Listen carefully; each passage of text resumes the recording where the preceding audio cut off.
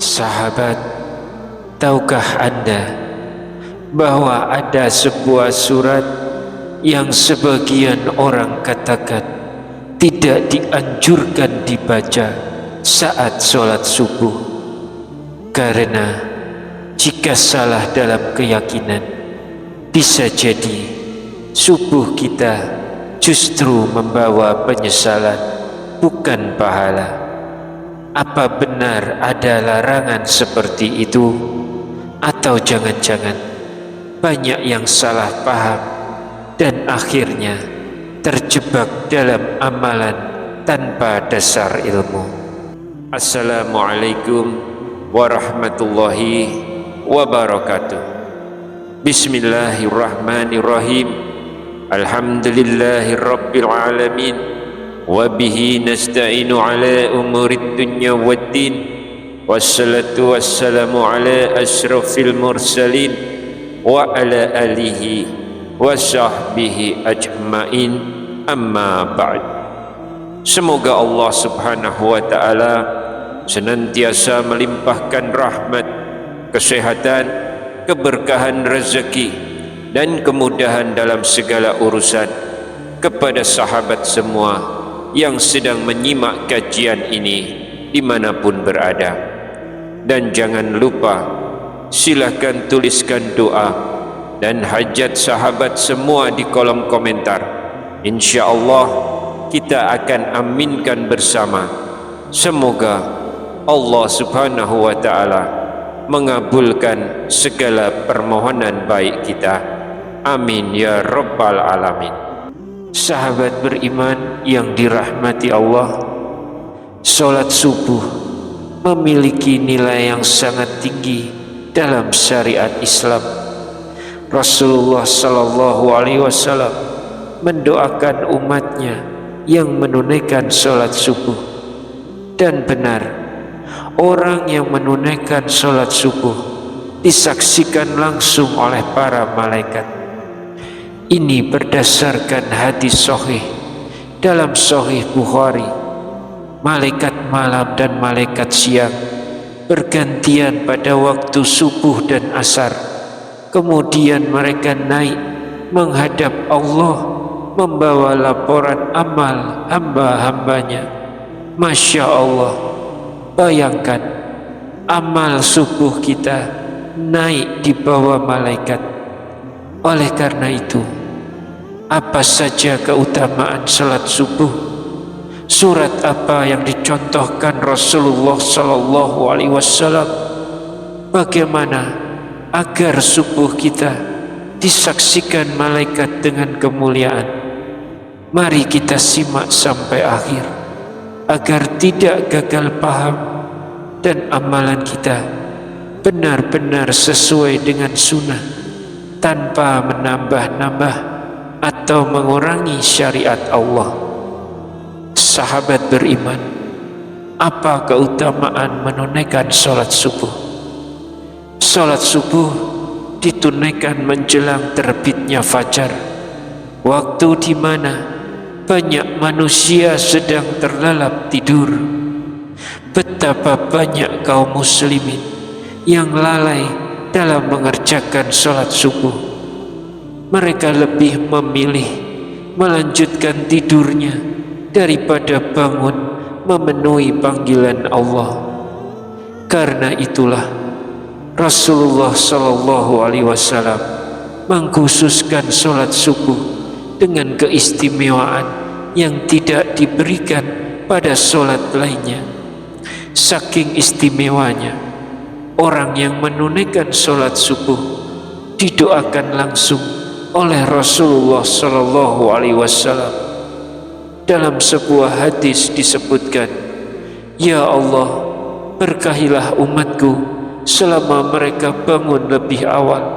Hadis riwayat Imam Tirmizi, Abu Dawud, Ahmad, dan Ibnu Majah.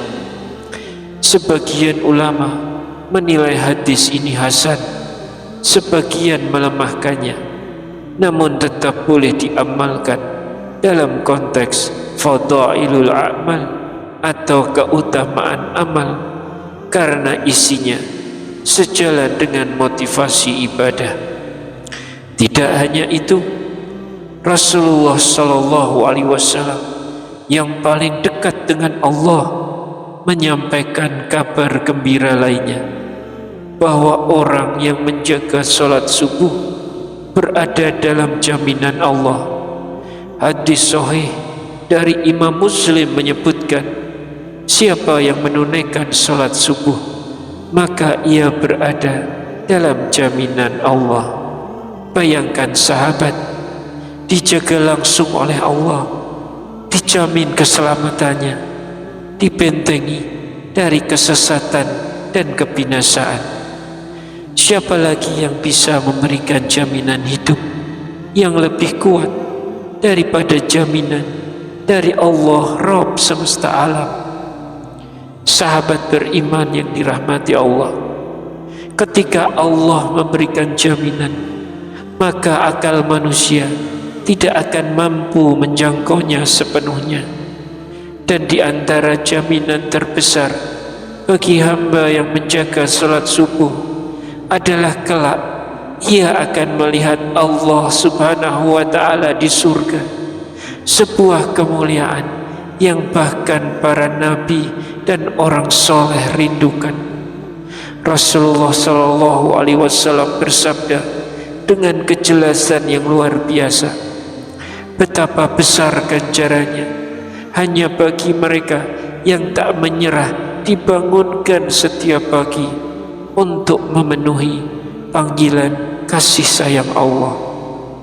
Di dalam riwayat lain, Rasulullah Shallallahu Alaihi Wasallam menjelaskan, siapa yang menunaikan salat subuh maka ia berada dalam jaminan Allah.